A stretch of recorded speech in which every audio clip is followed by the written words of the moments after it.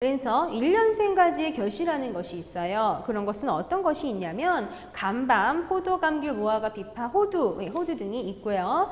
그리고 또 2년생 가지의 결실하는 것이 있어요. 복숭아, 자두, 양앵두, 매실, 살구 등이 있고 3년생 가지의 결실하는 것이 있어요. 사과, 배 같은 경우에요. 그래서 이렇게 어떤 과수냐에 따라서 몇 년생 가지의 결실이 되냐에는 차이가 생길 수가 있다는 거예요.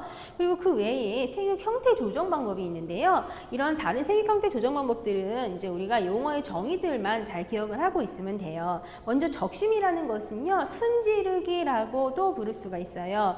그래서 원줄기라든지 원가지에 순을 지른다. 한마디로 원줄기나 원가지를 잘라주는 거예요. 그렇게 하면은 그 부분은 생장이 억제가 되겠죠. 그러면 격가지의 발생이 많아져요. 우리 정화우세 현상이라는 거에 대해서 지난번에 얘기한 적 있었는데, 정화우세 현상이라는 것은 원줄기만 길게 자라고 옆으로 나오는 애들은 잘 못 자라게 하는 거, 그게 정화우세 현상이었잖아요. 그래서 그러면 당연히 원줄기를 잘랐으면 이제 정화우세 현상이 타파가 됐어요. 그러면 옆에 있는 애들이 잘 자랄 수 있는 조건이 형성이 된 것이죠. 그래서 격가지 발생을 많게 해서 개화와 착가와 착립을 조장하는 것, 그것을 우리가 이제 적심 또는 순지르기라고 부르고 있고요.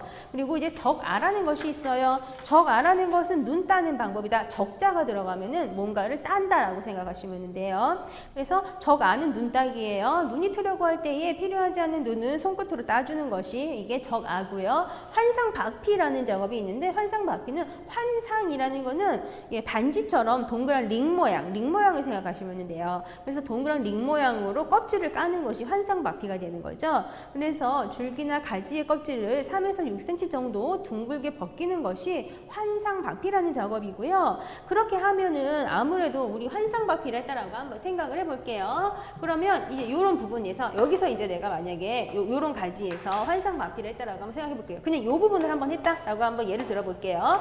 여기를 반지 낀 것처럼 이 부분을 이렇게 동그랗게 깐 거예요. 그렇게 되면 어떻게 되겠어요? 만약에 여기 이런 데에 다 잎들이 있죠. 이런 데에 잎들이 있어서 이런 애들이 강합성을 해서 탄수화물을 만들었을 거예요. 그러면 껍질을 까면 결국 이런 데서 만들어진 탄수화물이 다른 데로 이동하는 길을 내가 차단을 시킨 거라고요. 기본적으로 탄수화물이 이동하는 길은 어디예요? 탄수화물이 이동하는 길은 사부라고요. 사부? 나무에서 껍질 부분이라고 생각하시면 돼요. 그냥 간단하게. 그렇게 되면 저 부분만 좀 확대해서 한번 그려보도록 할게요. 그러면 원래 이렇게 이제 생긴 가지가 있었단 말이에요. 이렇게 저 부분만 좀 확대해서 그냥 그런다고 생각하면 이렇게 가지가 이렇게 생겼어요. 이렇게 가지가 생겼어요. 그러면은 요 하얀 요 안에 이 부분이 목부예요. 이 부분은 목부예요. 목부는 뭐예요? 물이 왔다 갔다 하는 길이죠. 그리고 이 바깥 부분, 요 바깥 부분이 이제 사부라고요. 사부면서 이제 사부 부분에 이제 껍질이 있는 부분이 생각하시면 돼요.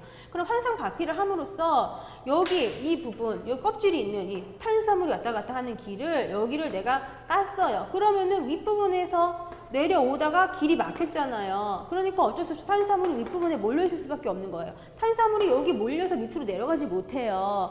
그러면 이렇게 환상박피를 함으로써 동화양분이 껍질을 통해서 내려가지 못하니까 화아 분화가 촉진이 되고 과실의 발육과 성숙이 촉진이 되는 것이죠. 왜 화아 분화가 촉진이 돼요?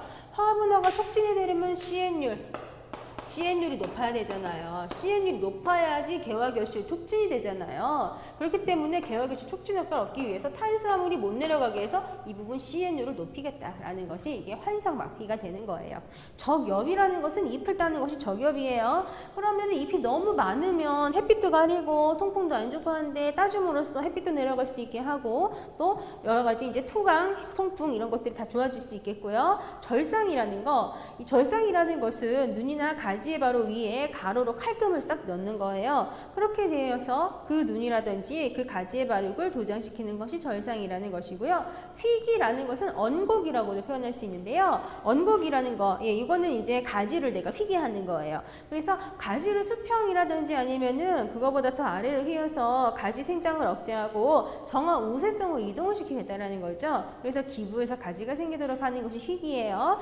제얼이라는 것이 있어요. 제얼이 제어이라는 것은요, 우리 아까 전에 섭기라는 거에서 제어에 대해서 이미 얘기를 했었어요. 감자 재배할 때 한 포기에서 여러 개 싹이 나온다. 그러면 우량한 애만 남기고 나머지 짜짜란 그런 찌질한 애들은 제거하는 작업.